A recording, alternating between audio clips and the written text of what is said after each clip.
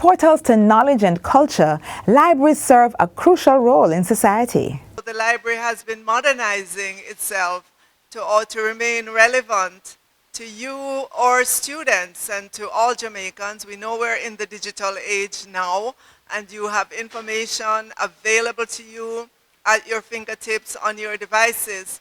But at the same time, the libraries serve a good function as well. And that function is to foster learning opportunities, promote literacy, and advance education, to mold fresh viewpoints and ideas that are essential to the development of an inventive and creative society.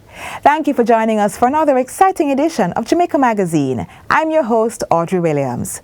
Today we'll learn about the significance of our fish sanctuaries, as well as various ways to experience nature, whether through observation or participation. So stay tuned. We'll be right back after the news.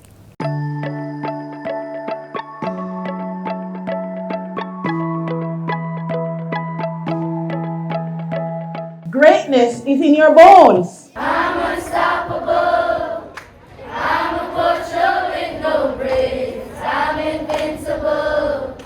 Yeah, I win every single game. We're looking for great things this season. And I know you believe it within your very core. And so we have committed to continue the support behind you and in front of you and beside you so that you can excel and you can do well and you can be your best self. I'm unstoppable.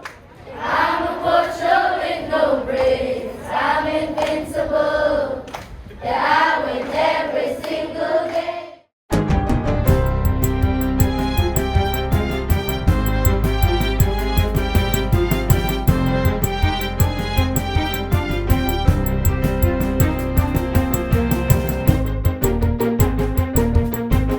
Good day, I'm Theodore Henry, and this is your JIS News for Friday, January 27, 2023.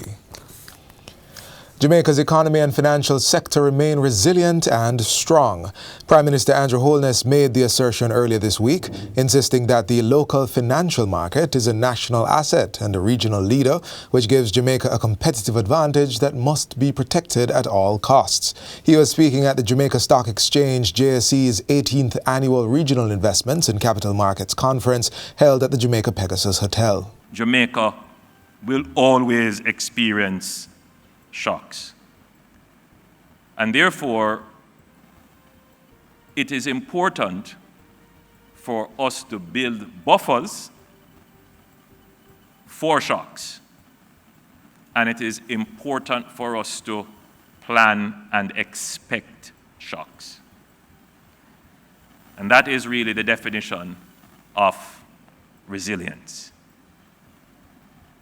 What has changed since the last decade is that the government has mainstreamed resilience in everything that we do. Prime Minister Holness says Jamaica's record of fiscal responsibility and commitment to economic resilience continue to encourage an optimistic outlook.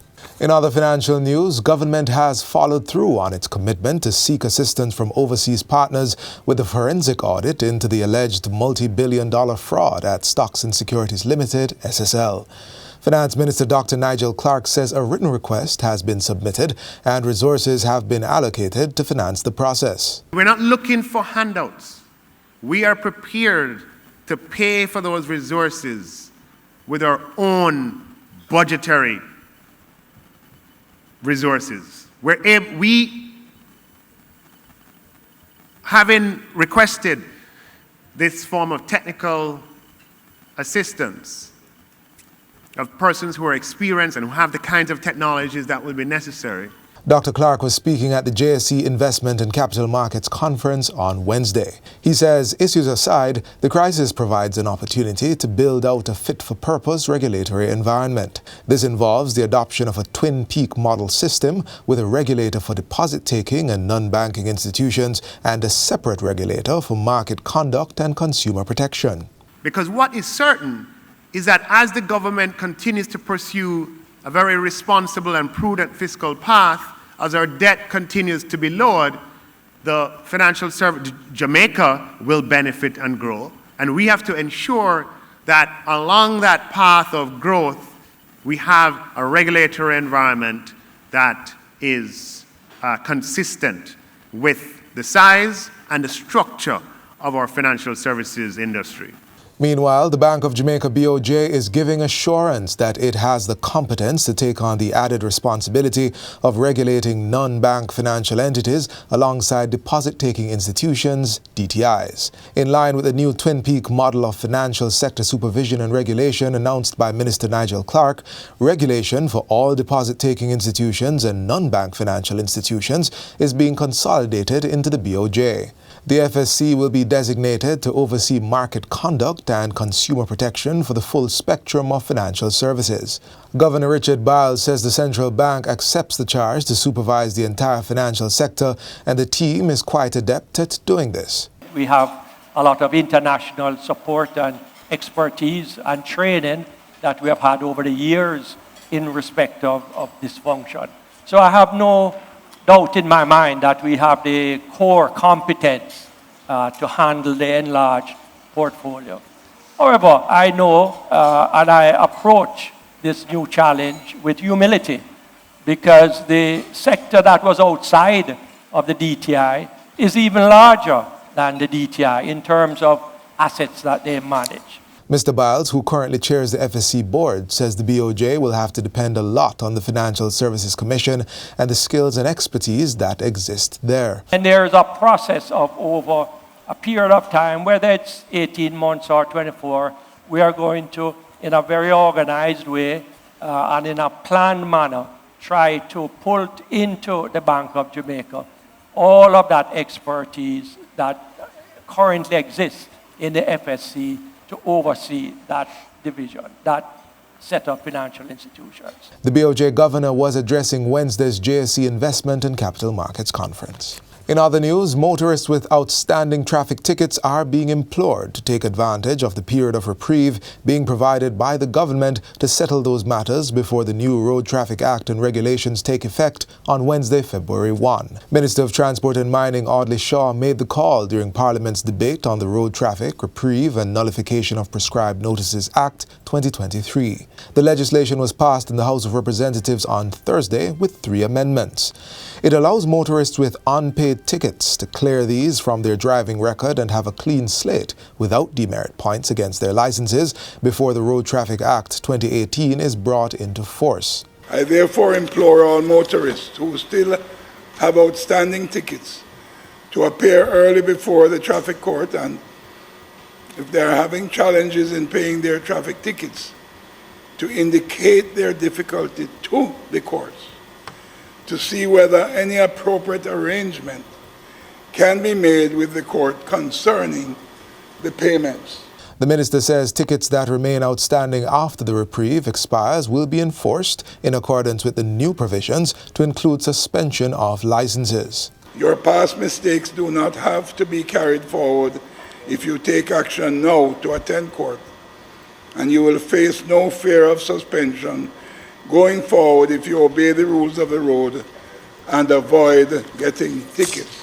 And finally, eLearning Jamaica is in the process of upgrading computer labs in high schools across the island. Minister of Education and Youth Favour Williams says the work is in the beginning stages and schools can expect to see the upgrades in short order. She adds that the ministry is working to equip and develop teachers to provide good education to students at all levels as one aspect of redesigning the future of education in Jamaica. We have moved on to equipping our secondary school teachers with laptops, and we will be doing that throughout the year. And for those schools that have already are beneficiaries of the broadband connectivity that we have in our schools, I hope you are noticing that you have better quality internet connectivity. Minister Williams was speaking at a Global Education Teachers Summit held recently at the Jamaica Conference Center. And that's it for JIS News Today. I'm Theodore Henry. Thanks for watching.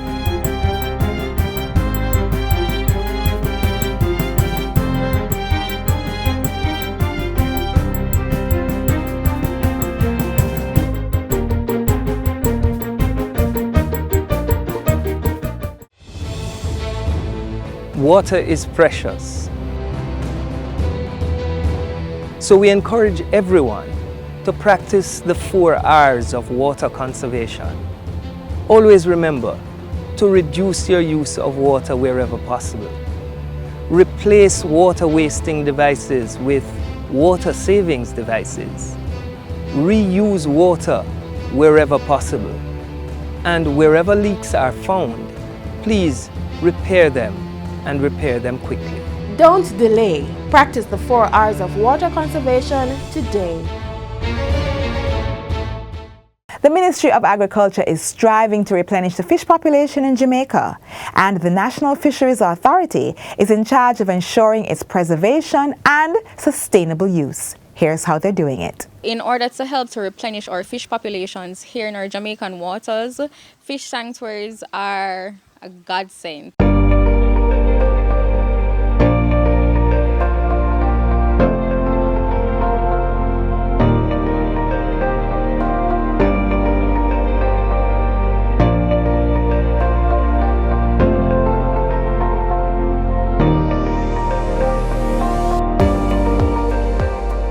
Through nature-based and scientific innovations funded by the Orokabessa Marine Trust Reef Restoration Project, the Orokabessa Bay Fish Sanctuary in St. Mary has accepted improved protection and monitoring of Jamaica's coral reef. The Orokabessa Marine Trust Reef Restoration Project, which began in 2013 to protect corals from bleaching and other forms of degradation, also aims to restore the diadema sea urchin, which died in large numbers due to an unknown disease.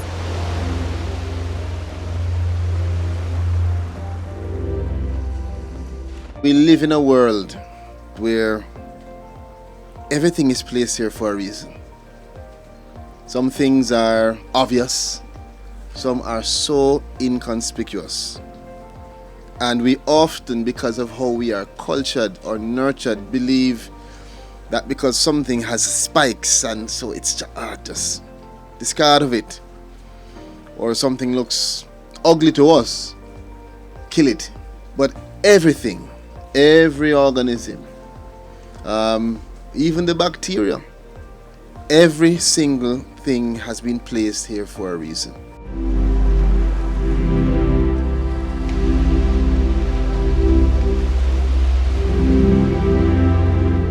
Overfishing is a problem here in Jamaica, not Jamaica alone, the Caribbean and the wider region. So in order to help to replenish our fish populations here in our Jamaican waters, fish sanctuaries are a godsend for that problem. You can't take anything out of that space. So fishes are able to reproduce, they're able to grow to mature levels and are able to breed.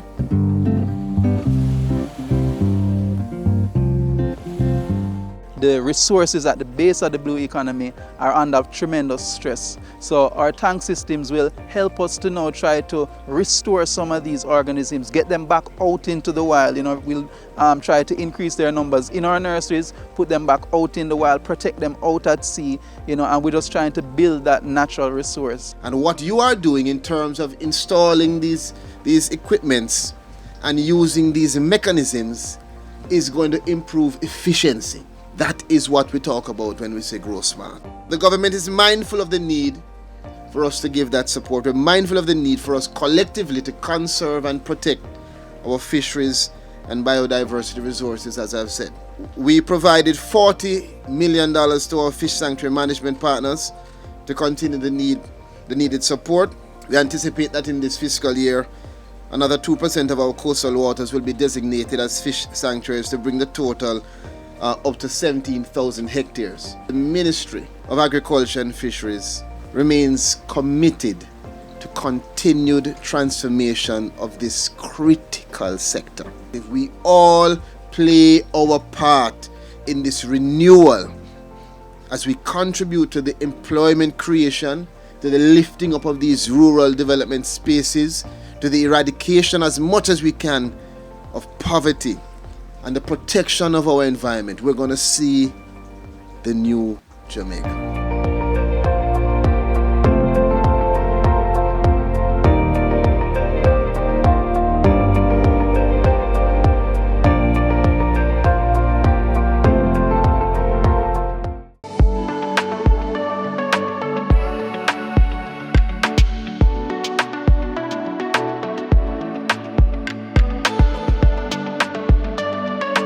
Looking for that next science project, one that will make a lasting impact and one that's also economically beneficial?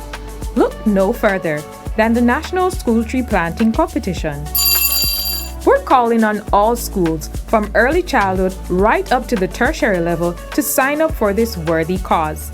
The school that plants the most fruit or ornamental trees will get $300,000.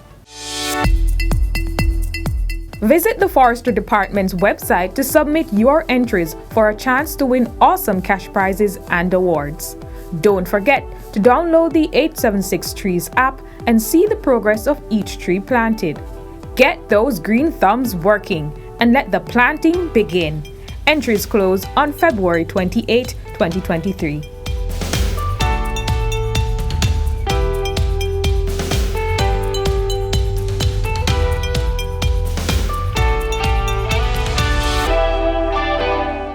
The complexity and minute nuances that go into how nature, in its most basic manifestation, reveals the divine at work are very interesting to behold. Whether you recognize it or not, nature displays something enigmatic and singular to our universe. It's nature at its finest. They may bloom white, pink, and most definitely yellow flowers. They can be seen from near and far. Bees love them, birds adore them, and humans can't get enough of them. They need no introduction.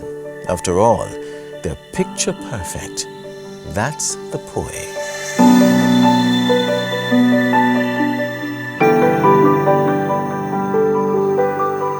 Jamaica is known as the land of wood and water. Its beauty is world-renowned. Adding to that notoriety is the Poui plant. Poui, or tabebuya as it is called, is a tropical plant that's native to the Caribbean, South and Central America. It's also known as tree of old or trumpet tree for its showy inflorescence.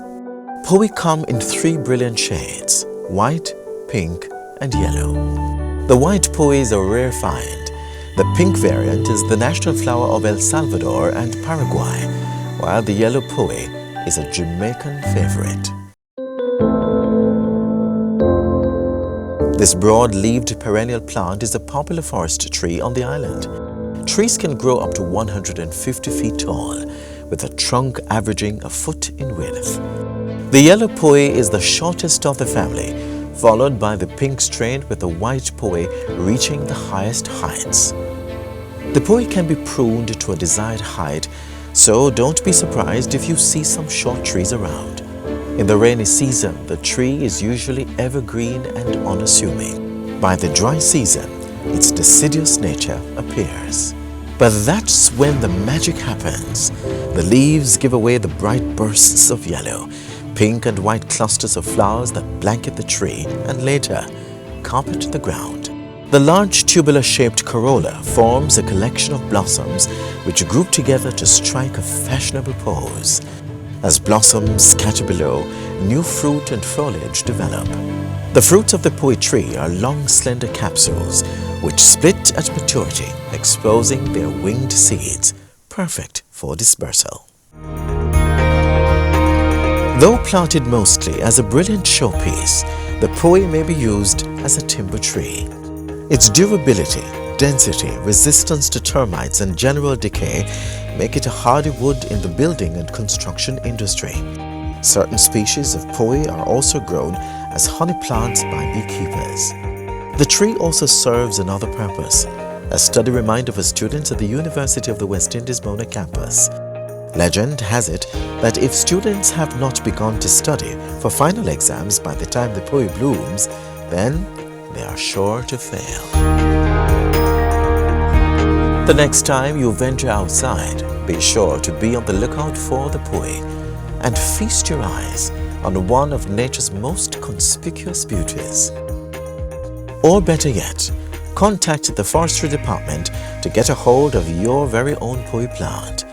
It only takes 2 to 3 years to give you a spectacular flower display.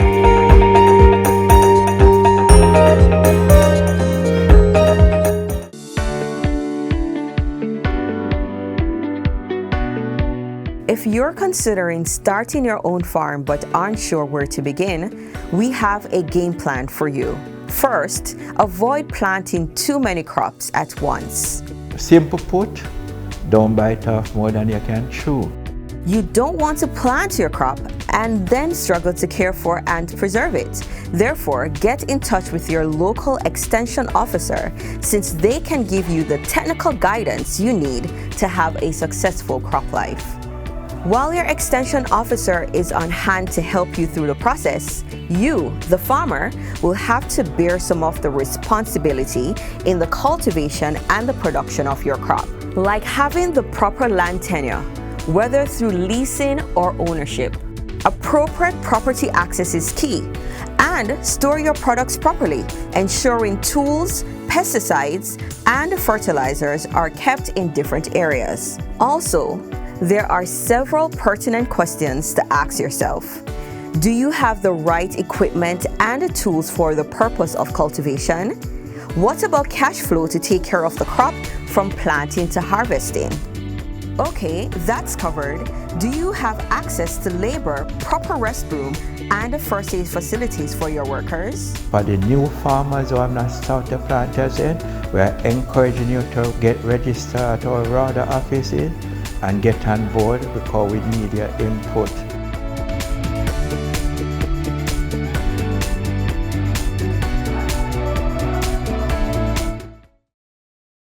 With all their accomplishments, women are now seen working and perfecting the art of farming. Our next feature will look at how one woman uses her skills to contribute to the agriculture industry.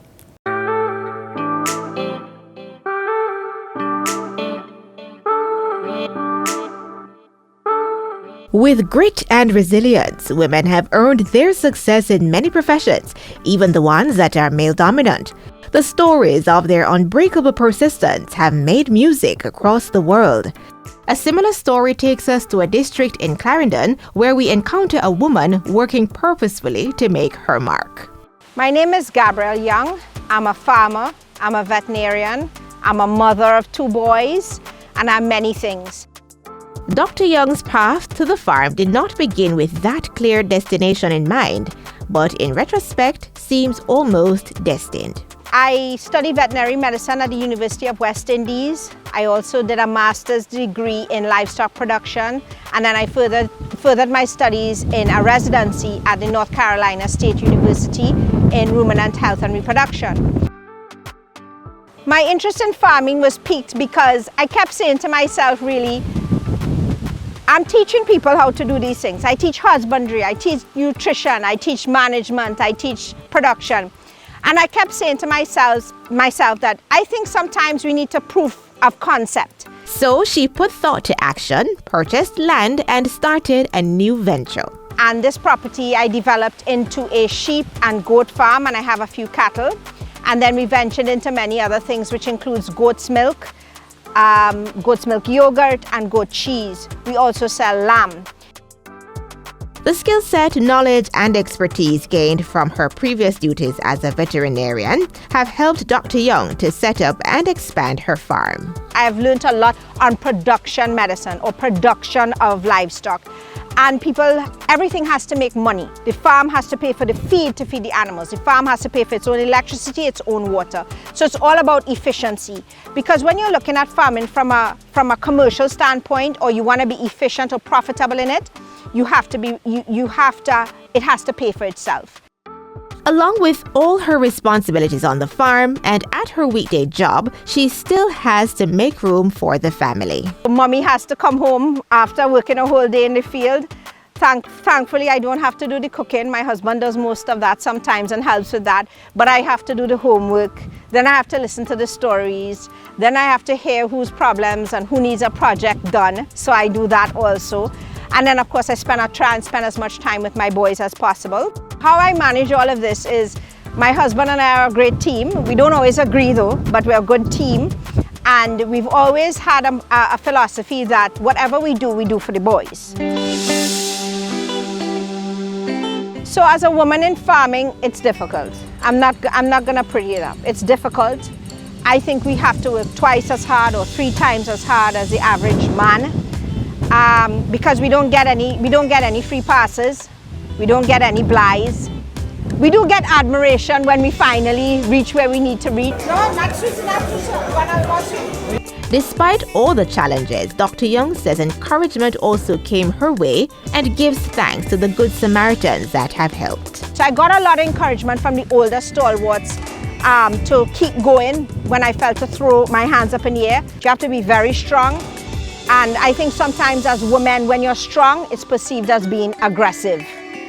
And I had to deal with that in my head. Am I being aggressive or am I being strong?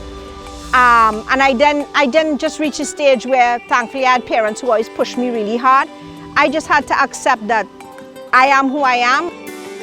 With persistency and consistency, she has increased her farm to 300 sheep, 54 goats, 11 cows, a few chickens, a horse, and dogs as security. I really enjoy what I do. And again, it's for commercial purposes. This is not a hobby farm, right? So the farm produces goat's milk. We make yogurt from the goat's milk. We make cheese. And we also do premium lamb. So all of that is in the mix and selling. When asked if women should see farming as a career opportunity, the resounding answer is yes. The reason is it can give you as a woman a sense of independence. In my little district alone, majority of the women, they do chickens. And the chickens, they might do 100 chickens, they might do 200 chickens. And those chickens are what they use to either feed their family, one, they sell locally in the community, and also they also use that money to send their children to school. Farming is a viable option to extend your network and feed your community while making a profit. If you are thinking about venturing into this path, Dr. Young shares some tips to consider. You have to plan it out. Make sure first you have your market. If you don't have a market for your product, then don't do it. If you need help, we're willing to assist you, right? And there are many people who will be willing to assist you. With every new adventure comes its challenges. If you should endure with great fortitude, you will reap the harvest in due season. Dr. Young formed her own company, Trin Jam Farms, distributing fresh goat products nationwide. We need farmers to produce more, because if they produce more, then they're more profitable. And when they're more profitable, means they're making money for themselves, which is better for Jamaica. A concept worth trying. What are you purposed to do? Let's continue to make Jamaica the place of choice to live, work, raise families, and do business.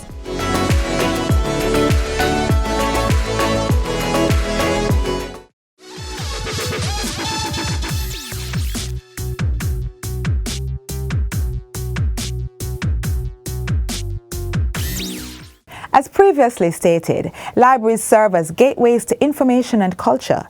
It is a space that will not only help people feel more secure in their newly acquired knowledge, but also allow individuals to integrate into a new realm of being, opening up more doors of understanding. So, get a book today. Do not crush it, trample it on the ground, or ignore it, as the book you choose to ignore may be the one that unlocks your potential for greatness and serves as a mirror to your soul. And by doing so, you can help make Jamaica a preferred place to live, work, raise a family, and do business.